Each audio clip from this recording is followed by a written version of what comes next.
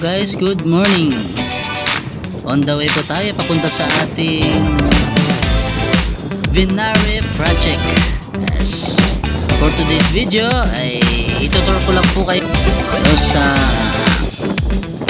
magagandang tanawin dito papunta sa aming site. Yes. Pero sisilip pa po tayo sa ating barracks para sa mga gamit natin. Yan, napakagandang lugar, grabe. Nandito po pala tayo sa Laguna.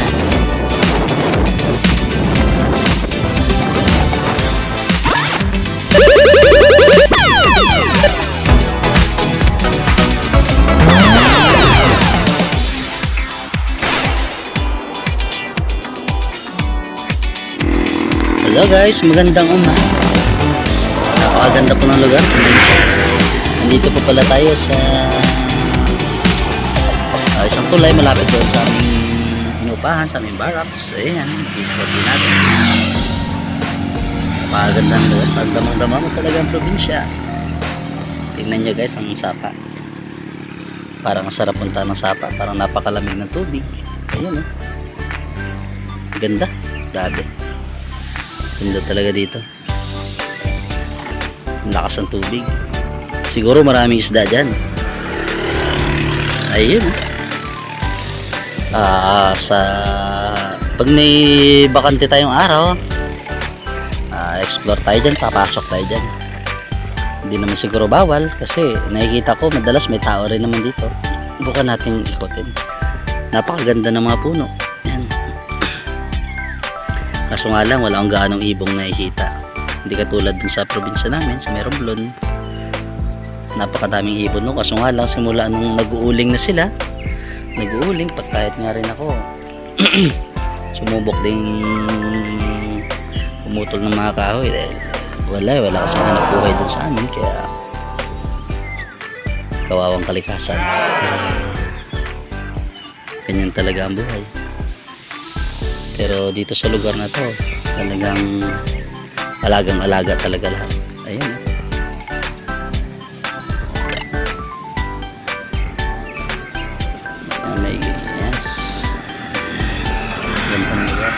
Mas maganda siguro makakapasok tayo sa loob. So alang sa ngayon tayo hindi tayo makakapunta dyan. Kahit sabihin natin maaga pa, wala tayong kasama, mahirap na. Hindi natin kabisado ang lugar, kaya pero grabe, napakaganda, napakalinis.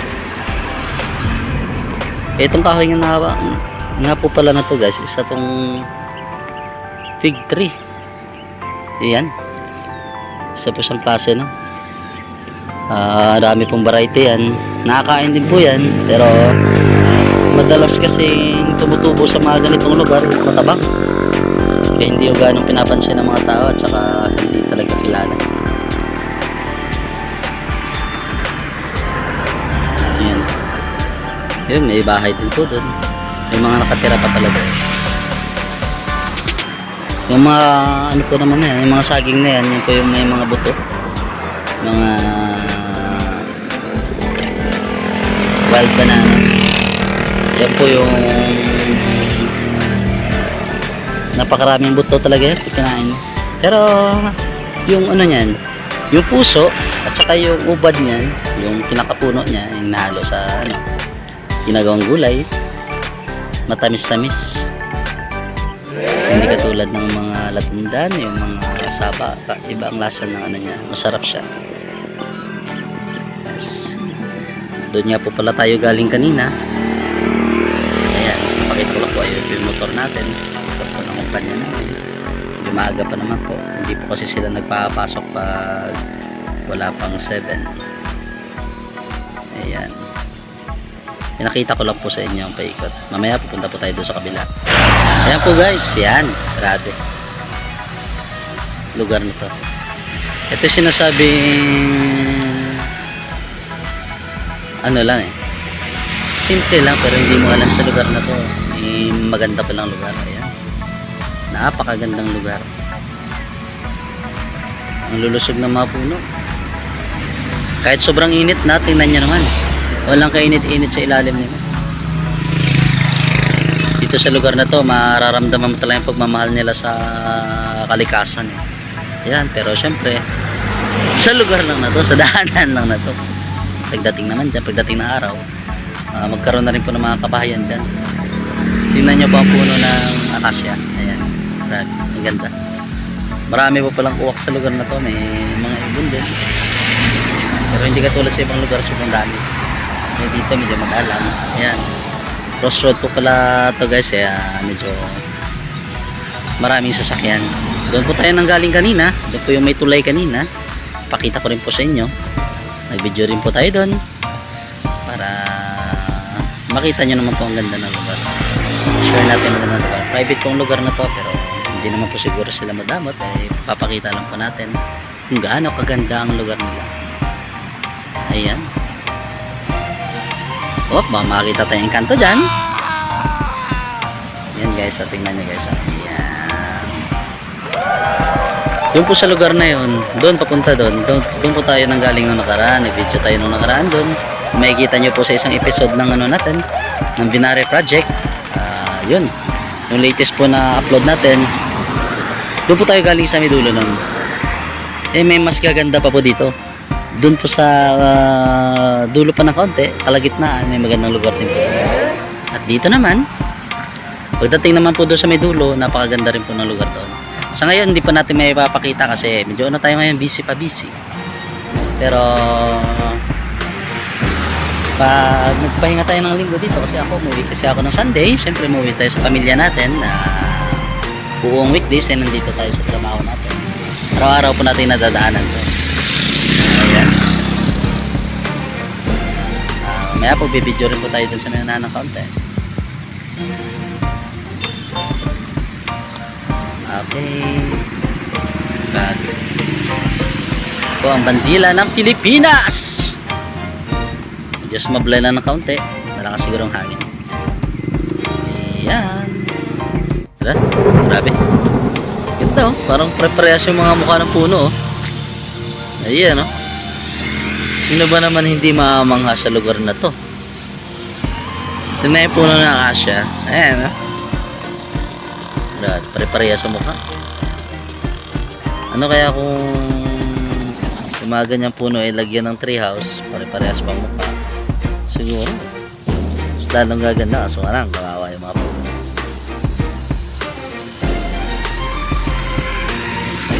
Ayan, grabe. Kaya pa pala ang ating kaibigan motor. Maaga pa po, 6:30, kaya bawal pa po tayo pumasok sa loob. Iwan muna tayo dito sa labas. Ayan. Grabe. Ganda.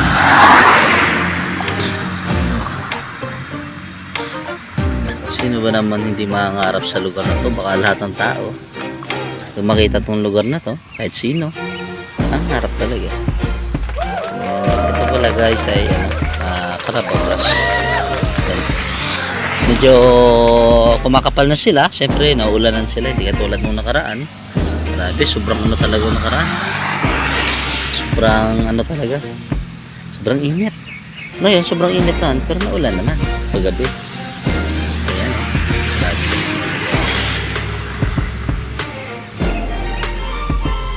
Ito nga pala guys, Nara. Ayan.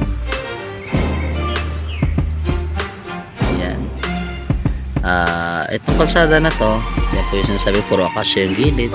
Dito sa gitna may hallway para sa nagja-jogging tao. Nara,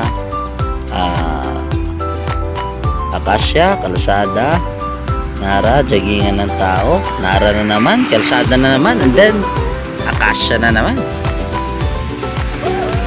Ayan, napakaganda. Isilip tayo doon sa dulo. Papakita ko naman sa inyo. Ayan. Yung sinasabi ko pong magandang magandang view. Nandoon po yun. Doon po pala tayo galing nakaraan sa may crossing na yun. Dito po tayo sa may naunahan lang na kaunti. Yan, grabe. Gaganda ng kahoy. Ganda ng mga puno. Napakagaling talaga ng mga architect na ano ito. bumalak nito. Ang taon kaya nilang pinag-isipan to. Ang galing. Pare-parehas ng laki yung mga puno. Ibig sabihin, pare-parehas sila. Sabay-sabay silang itinanim. Ayan, oh. Ayan. Yung bakod na yan, malamang pagdating ng araw, tatayo rin po ng mga bahayan yan. Siyempre, mga titira sa mga ganitong lugar, mamaya tayo, wala tayo eh. Ay, ano kayang kahoy ito?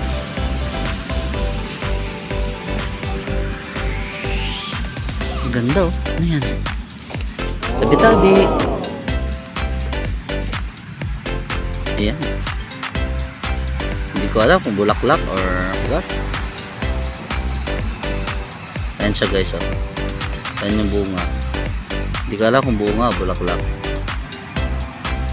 Ang kahoy kaya yan. Ayan yung puno.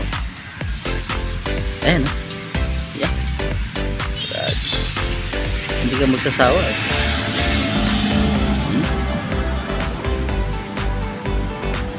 Lalo na pumakapal na makapal yung damo. Grabe talaga yun. Kamangha-manghang lugar. Kaya guys, pinablog ko yung mga ganitong lugar. Siyempre, namamangha talaga tayo. Sino ba naman hindi mamamangha sa ganda oh.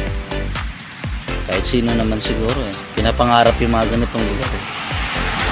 Tulad nga sinabi ko, dati nagdo-drawing ako. Halos ganito talaga yung mga drawing ko noon. Yung mga bata-bata pa ako. Nag-aaral ako. Ngayon, nakikita ko na. Ganda. Yes, nakarating na po tayo sa ating site.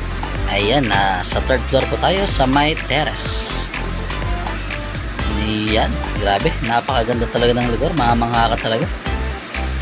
Ay, ano, may construction site din pong ginagawa doon sa may kabila. Pero parang wala yatang gumagawa ngayon.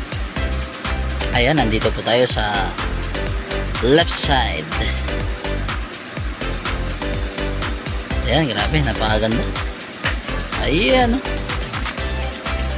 Napakagaling ng mga arkitektong magplano nito. Ganda ng lugar, ganda ng pagka-develop. Dating tubuhan daw ito guys, dating bundok. Sinasaka ng mga tao na tubo, mais. Yan po ang kwento ng mga nakasama na rin natin. Ayan, dito naman po tayo sa rear side. Nag-iisa lang po ang ating kapitbahay. Medyo masilat pong kapitbahay natin yan. Ganyan talaga. Ayan ah. Ang ganda rin ng mga tanim niya. Ang labong. Ayan. Hindi ka magsasawang manood ng mga magandang tanawin. Yep. Ito naman po tayo sa right side. Yes. Ayan, grabe, napakaganda talaga.